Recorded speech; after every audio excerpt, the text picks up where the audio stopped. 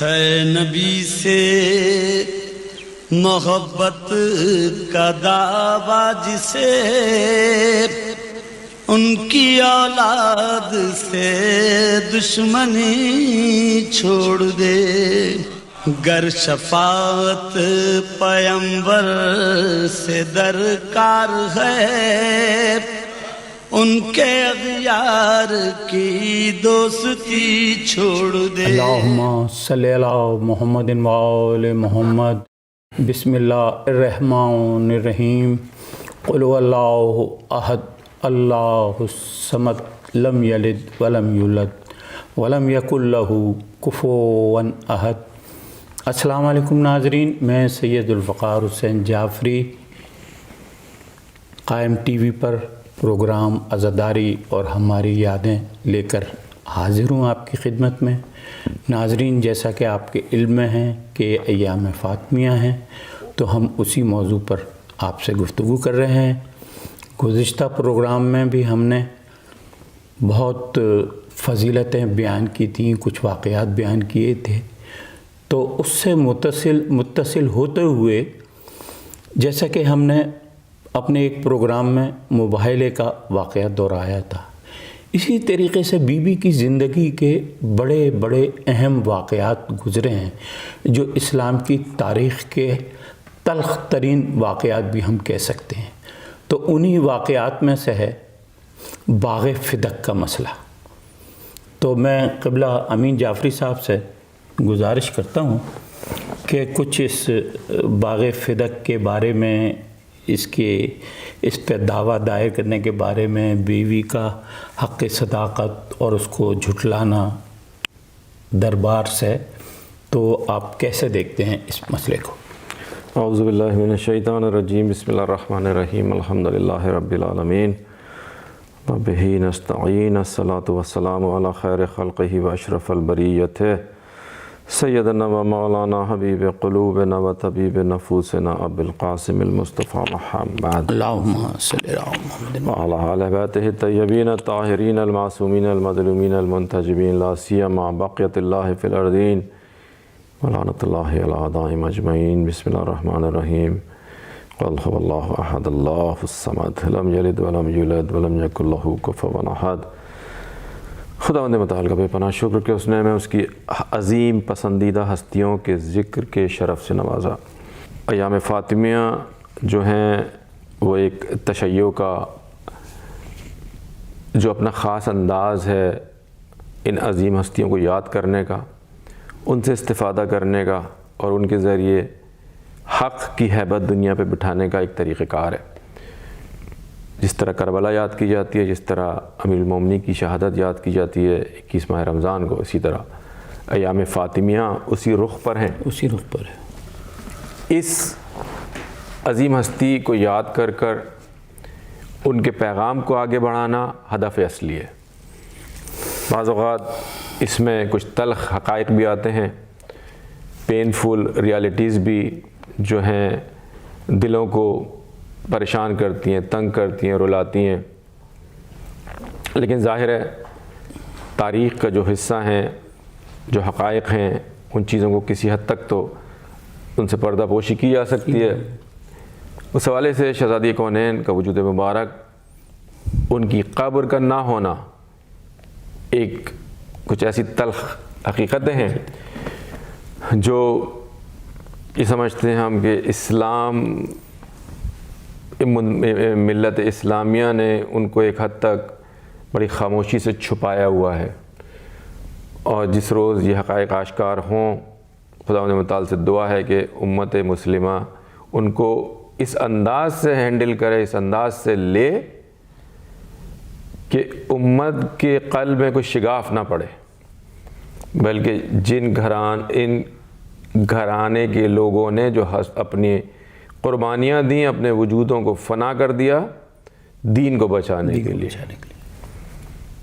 اس حوالے سے جناب سیدہ کی زندگی کے مختلف رخ ہیں ان خوبصورت 18 سالوں میں، ان میں سے ایک رخ ایسا ہے جو رسول کی زندگی سے پہلے کا ہے، اور ایک اہم رخ ان کی زندگی کے بعد کا ہے، یہ دو اہم پہلو ہیں شہزادی کونین کی زندگی کے.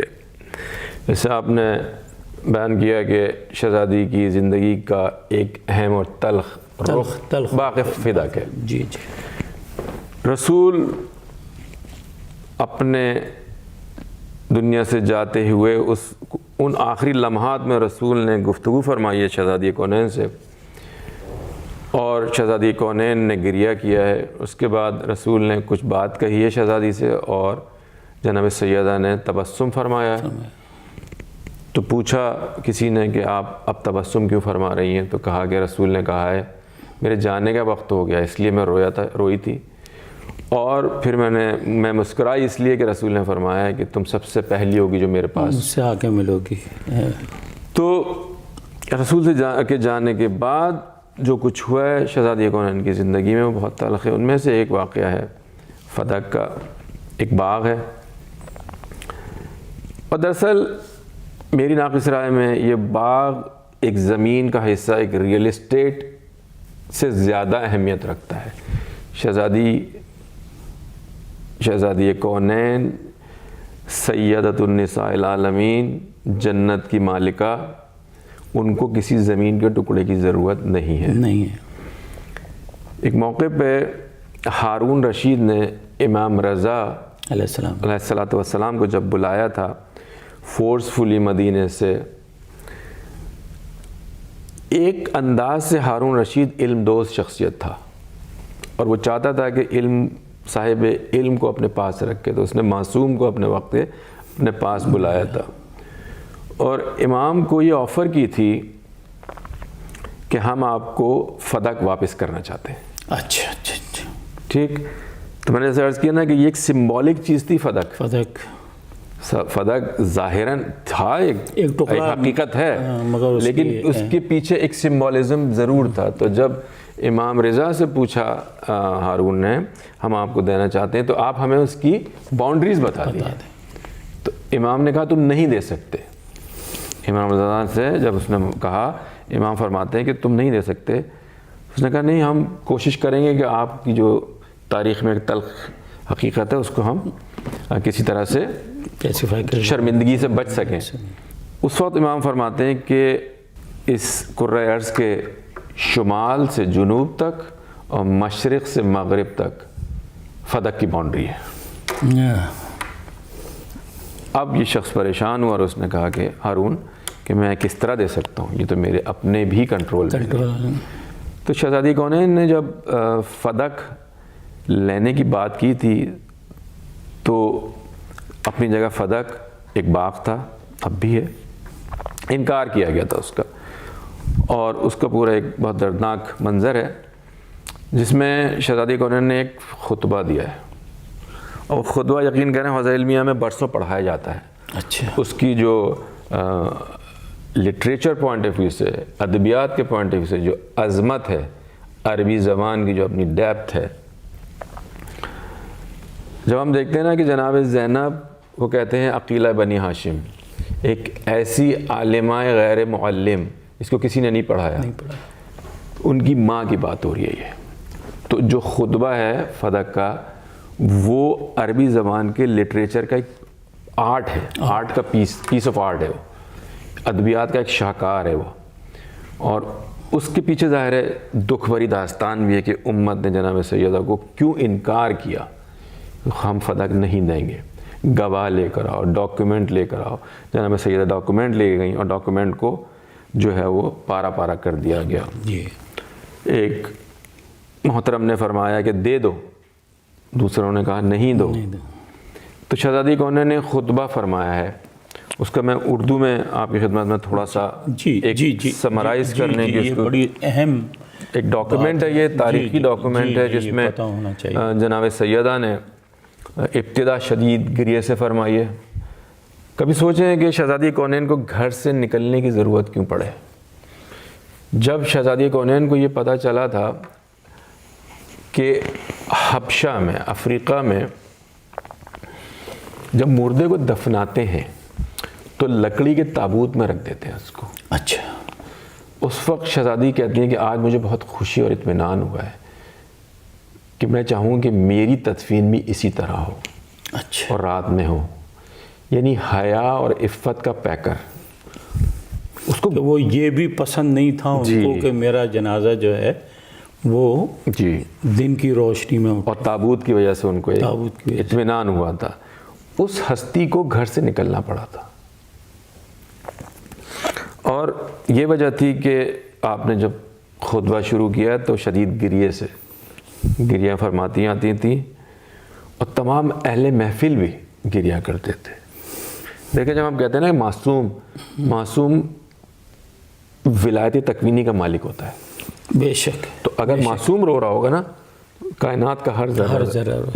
قبلہ میں اسی بات میں ایک چھوٹا سا وہ اضافہ کرنا چاہتا ہوں، آپ اپنے اسی پہ کنٹینیو رہیے گا کہ بی بی فاطمہ جو ہیں وہ دربار میں جو آئی ہیں تو وہ مسجد میں جو ان کے گھر کا دروازہ تھا وہاں سے نہیں آئیں، جی، بلکہ وہ اس مین دروازے سے آئی تھیں کہ جہاں سے عام نمازی آیا کرتے تھے. یہ ایک جی بہت عمدہ نکتہ ہے، بالکل صحیح ہے. تو شہزادی کونین نے خطبہ شروع کیا ہے، اور اس کی ابتدا خدا کی حمد و ثنا اور شکر سے کی ہے، اور معرفت رب سے کیے، پھر حمد رسول بیان کیے. شہزادی کونین ساری تعریف اللہ کے لیے، اس کے انعام پر، اور اس کا شکر ہے اس کے الہام پر، مقابل ثنا ہے. اس نے بے پناہ نعمتیں دیں اور مکمل نعمتیں دیں، اور مسلسل احسانات شمار فرمائے، اور مسلسل احسانات جو شمار سے بالاتر ہیں ہمیں عطا کیے، معاوضے سے دور اور ادراک سے بلند. میں آپ کی خدمت میں عرض کروں، ایک ایک جملہ اتنے آپ زمانوں تک اس پہ گفتگو کر سکتے ہیں. جب کہتے ہیں نا ساری تعریف اللہ کے لیے، تو الحمدللہ رب العالمین کے بعد خدا نے ہمیں جو کچھ دیا اس کی تعریف ہر چیز اس نے دی ہے ہمیں. تو ایک ایک جملے کو آپ کئی دن تک گفتگو کر سکتے ہیں. اور مسلسل احسانات کی جو شمار سے بالاتر، اپنے وجود پہ کبھی نظر کرے انسان، وہ اتنے احسانات میں دبا ہوا ہے کہ ایک ایک عضو اس کا اتنا ڈیلیکیٹ، اتنا لطیف ہے. تو شہزادی اس طرف اشارہ فرما رہی ہیں، لیکن دیکھیں موضوع کیا ہے؟ فدق. شروع کہاں سے کریے؟ حمد الہی سے. تو نظر کہاں ہے؟ معصوم یہ ہوتا ہے، صاحب عصمت اس ہستی کو کہتے ہیں. یعنی ڈیپتھ، گہرائی، عمق دیکھیے، ادویات کی اس میں گہرائی دیکھیے. بندوں کو دعوت دی کہ شکر کے ذریعے نعمتوں میں اضافہ کریں. یہ دیکھ رہے ہیں، یہ کوڈ ہے. کسی کو نعمتیں چاہیے، شکر کریں. شکر کرے لگا. یہ شہزادی کو آپ کو راز بتا رہی ہے نعمتیں بڑھانے. کسی کو گھر لینا ہے، شکر کر خدا کا جو جھوپڑی ہے وہ تجھے محل بن جائے گی. ٹھیک. پھر ان نعمتوں کو مکمل کر کے مزید حمد کا مطالبہ کیا. گھر دے دیا اور مزید اس میں مزید نعمتیں دی، اور انہیں دہرایا. یہ خدا کی بات ہو رہی ہے، ابھی اپنی بات ہی شروع نہیں کی. یعنی ادبیات کا، لٹریچر کا شاہکار ہے یہ ڈاکیومنٹ. میں شہادت دیتی ہوں کہ خدا وحدہ لا شریک ہے. یہ توحید ہے، خداوند متعال ایک ہے. اور اس کلمے کی اصل اخلاص ہے. ہم کہتے ہیں سورہ اخلاص، سورہ توحید کو. اس کے معنی دلوں سے وابستہ ہیں. اس کا مفہوم فکر کو روشنی دیتا ہے. وہ خدا وہ ہے جس کی آنکھوں سے رویت، زبان سے تعریف اور خیال سے کیفیت محال ہے. یہ جملے کس کے ہیں؟ اس نے چیزوں کو بلا کسی مادے اور نمونے کے پیدا کیا. آپ دیکھیں آج جو لوگ چیزیں بناتے ہیں وہ کسی چیز کو دیکھ کر بناتے ہیں. یہ جو ہوائی جہاز آپ دیکھتے ہیں، یہ پرندوں کو دیکھ کے ہوائی جہاز بنایا گیا. یعنی بغیر کسی سیمپل کو، نمونے کو دیکھے بغیر خدا کی مدحت ہو رہی ہے. صرف اپنی قدرت اور مشیت کے ذریعے اسے نہ تخلیق کے لیے نمونے کی ضرورت تھی، نہ تصور میں کوئی فائدہ. یہ خدا کی حمد ہو رہی ہے، سوائے اس کے کہ اپنی حکمت کو مستحکم کرے اور لوگ اس کی اطاعت کی طرف متوجہ ہوں. جناب سیدہ کا خطبہ کبھی کبھی نصیب ہے کہ ہم پڑھ رہے ہیں، دیکھ سننے کو مل رہا ہے. بندے اس کی بندگی کا اقرار کریں، تقاضا عبادت کرے تو اپنی دعوت کو تقویت دے. اس نے اطاعت پر ثواب اور معصیت پر عذاب رکھا تاکہ لوگ اس کے غضب سے دور ہوں اور جنت کی طرف کھینچیں. اب حمد رسول، اپنے پدر محترم گرامی کی حمد فرما رہی ہیں شہزادی. میں شہادت دیتی ہوں کہ میرے والد محمد مصطفیٰ اللہ کے بندے اور وہ رسول ہیں جن کو بھیجنے کے لیے چنا گیا اور بعثت سے پہلے منتخب کیا گیا۔ اس وقت جب مخلوقات پردہ غیب میں پوشیدہ اور حجاب عدم میں محفوظ اور انتہائی عدم سے مقرون تھیں، آپ مسائل امور اور حوادث زمانہ اور مقدرات کی مکمل معرفت رکھتے تھے۔ مقام اور عظمت رسول، اللہ نے آپ کو بھیجا تاکہ اس کے امر کو تمام کریں، خدا کے پیغام کو، حکمت کو جاری کریں اور حتمی مقدرات کو نافذ کریں۔ آپ نے دیکھا کہ امتیں مختلف ادیان میں تقسیم ہیں، آگ کی پوجا، بتوں کی پرستش اور خدا کو جان بوجھ کر انکار میں مبتلا ہیں۔ آپ نے، رسول اکرم نے، ظلمتوں کو روشن کیا، دلوں کی تاریکیوں کو مٹایا، آنکھوں سے پردے ہٹائے، ہدایت کے لیے قیام کیا، لوگوں کو گمراہی سے نکالا، اندھے پن سے بابصیرت بنایا، دین مستحکم اور صراط مستقیم کی دعوت دی۔ یہ رسول کی مدحت ہو رہی ہے۔ اس کے بعد اللہ نے انہیں انتہائی شفقت، مہربانی اور رغبت کے ساتھ اپنی طرف بلا لیا، اور اب وہ اس دنیا کے مصائب سے راحت میں۔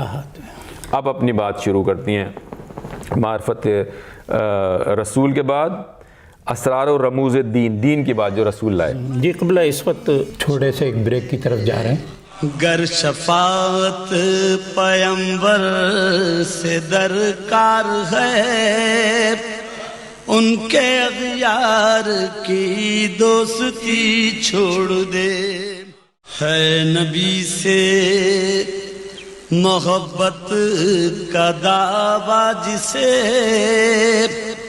ان کی اولاد سے دشمنی چھوڑ دے، گر شفاعت پیمبر سے درکار ہے، ان کے اغیار کی دوستی چھوڑ دے۔ جی ناظرین، ہم بریک سے واپس آ چکے ہیں۔ موضوع ہمارا متصل ہے بی بی فاطمہ زہرا سلام اللہ علیہ کے خطبہ فدق سے، جو کہ انہوں نے دربار میں دیا تھا۔ میں قبلہ سے درخواست کرتا ہوں کہ آپ اس کو کنٹینیو کریں۔ رسول کی معرفت کے بعد شہزادی کونین نے دین کے اسرار رموز بیان کیے ہیں۔ میں جیسے عرض کیا نا، یہ ایک شاہکار ہے عربک لٹریچر کا، ادبیات عربی کا ایک شاہکار ہے، فصیح و بلیغ۔ یہ ہم اردو میں پڑھنا ہے، ہم اس کو کور بھی نہیں کر سکتے۔ اس کو اگر کوئی عربی میں پڑھے اور سمجھے تو وہ جھومے گا، وہ جانتا ہے اس کی گہرائی اور عمق کو۔ اسرار و رموز دین بیان کر رہی ہیں شہزادی کونین، لوگوں سے مخاطب ہیں، غاصبوں سے مخاطب ہیں۔ اس کے بعد خدا نے ایمان کو شرک سے تطہیر، ایمان کو شرک سے پاک کیا، نماز کو تکبر سے پاکیزگی، زکوٰۃ کو نفس کی صفائی اور رزق کی زیادتی، روزے کو خلوص کا استحکام، حج کو دین کی تقویت، عدل کو دلوں کی تنظیم، ہماری اطاعت کو ملت کا نظام، ہماری امامت کو تفرقے سے امان، جہاد کو اسلام کی عزت، صبر کو طلب اجر کا معاون، والدین کے ساتھ حسن سلوک کو عذاب سے تحفظ، صلہ رحمی کو عدد کی زیادتی، ایفا نذر کو مغفرت کا وسیلہ، ناپ تول کو فریب دہی کا توڑ، حرمت شراب خوری کو رزق سے پاکیزگی، تہمت سے پرہیز کو لعنت سے محافظت، ترکہ سرقہ کو عفت کا سبب قرار دیا۔ لہٰذا اللہ سے باقاعدہ ڈرو اور بغیر مسلمان ہوئے نہ مرو، اس کے امر و نہی کی اطاعت کرو، اس لیے کہ اس کے بندوں میں خوف خدا رکھنے والے صاحب علم و معرفت ہیں۔ لوگو یہ جان لو، اب اپنی جانب مخاطب ہو رہی ہیں شہزادی کونین، کہ میں فاطمہ ہوں اور میرے باپ محمد مصطفیٰ، یہی اول و آخر کہتی ہوں اور نہ غلط کہتی ہوں اور نہ بے ربط۔ وہ تمہارے پاس رسول بن کر آئے، ان پر تمہاری زحمتیں شاق تھیں، تمہاری بھلائی کے خواں اور صاحب ایمان کے لیے رحیم و مہربان تھے۔ اگر تم انہیں اور ان کی نسبت کو دیکھو تو تمام عورتوں میں صرف میرا باپ اور تمام مردوں میں صرف میرے ابن ام کا بھائی پاؤ گے۔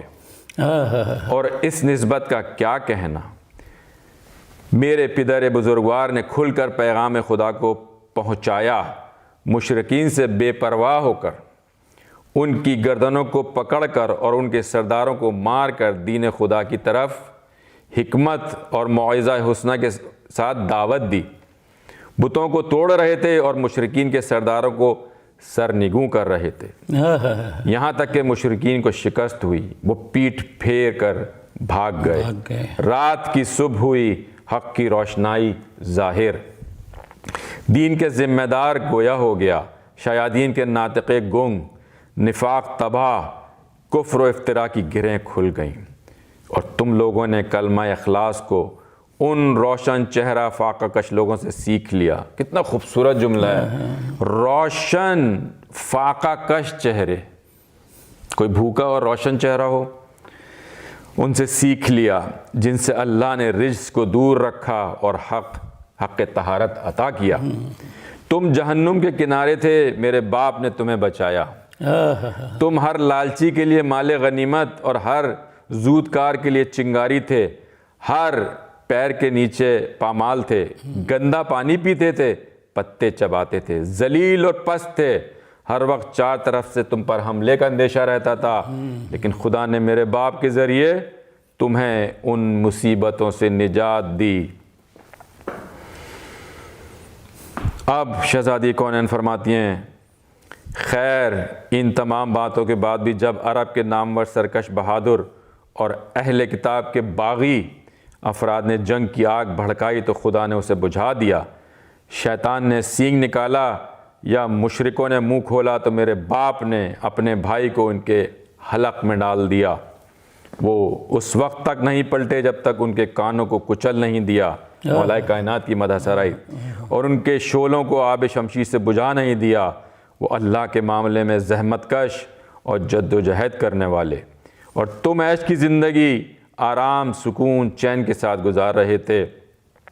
تم لڑائی سے منہ موڑتے تھے اور میدان جنگ سے بھاگ جاتے تھے۔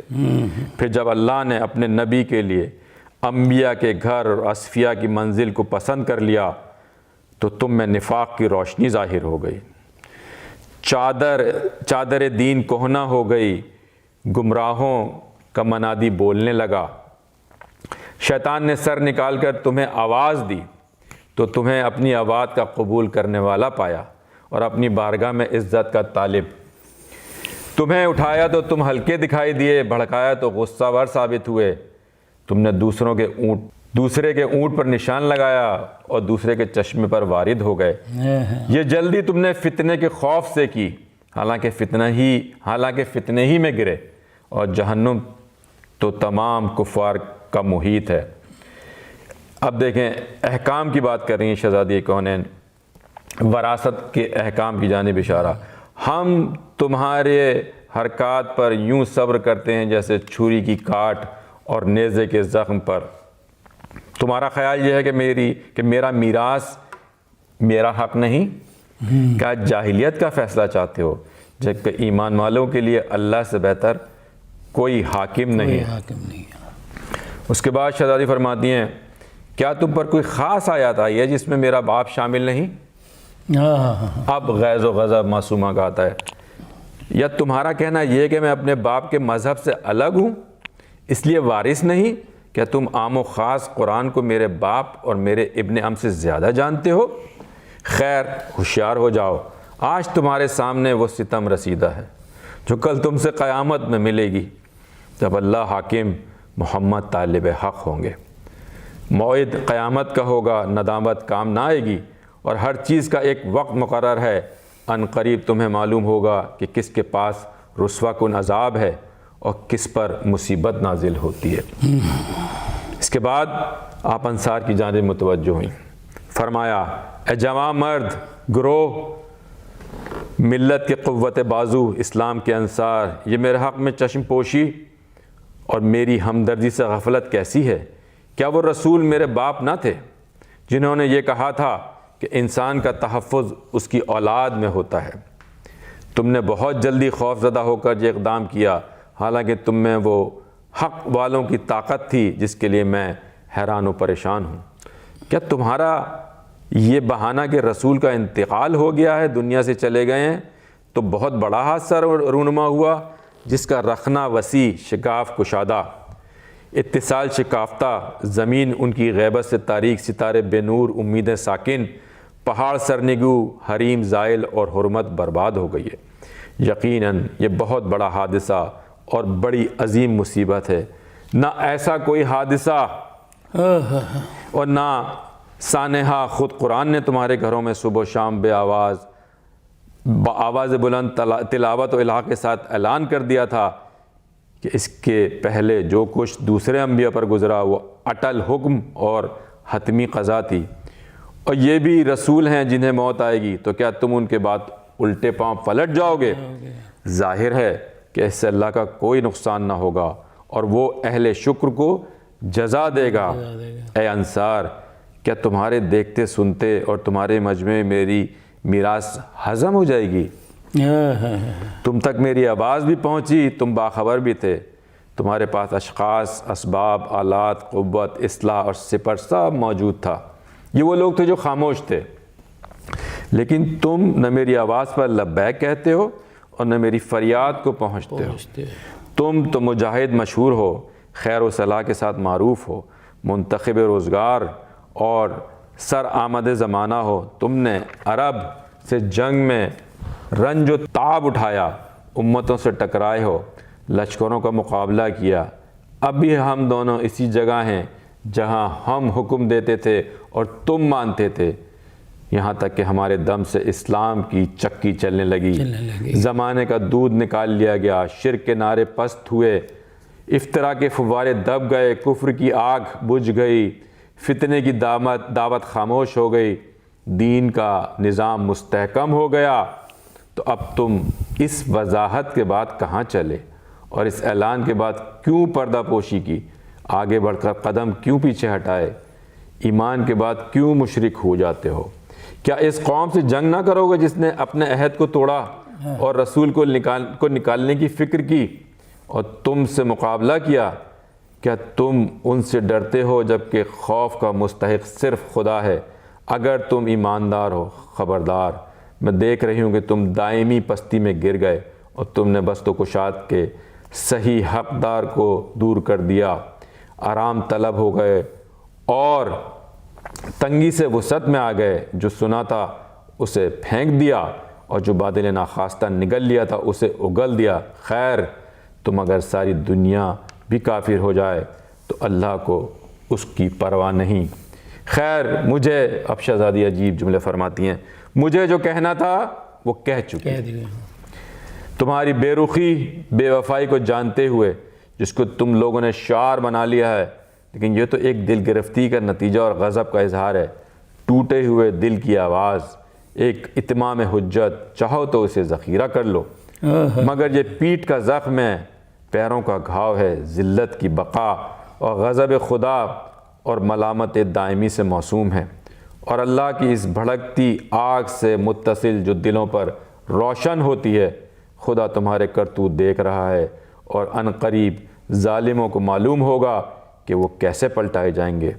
میں تمہارے اس رسول کی بیٹی ہوں جس نے عذاب شدید سے ڈرایا، اب تم بھی عمل کرو، میں بھی عمل کرتی ہوں، تم بھی انتظار کرو، اور میں بھی وقت کا انتظار کر رہی ہوں۔ شہزادی کونین یہ خطبہ فرما کر دربار سے باہر آ گئی ہیں اور اس کے بعد دربار میں ایک طوفان اٹھا ہے۔ عزیزان محترم، جن کے دلوں پر واقعاً تالے لگ جاتے ہیں، ان پر نہ قرآن کوئی اثر کرتا ہے، نہ بیان نبی، نہ بیان معصوم۔ اپنی جگہ یہ خطبہ اتنا گہرا اور عمیق ہے، اگر کوئی بھی غیرت مند نہیں، اس میں تو غیرت کی بات ہے۔ میں آپ کو ایک چھوٹی سی بات کہنا چاہتا ہوں، میرے خیال سے ہمارے پروگرام کا وقت بھی ختم ہونے والا ہے۔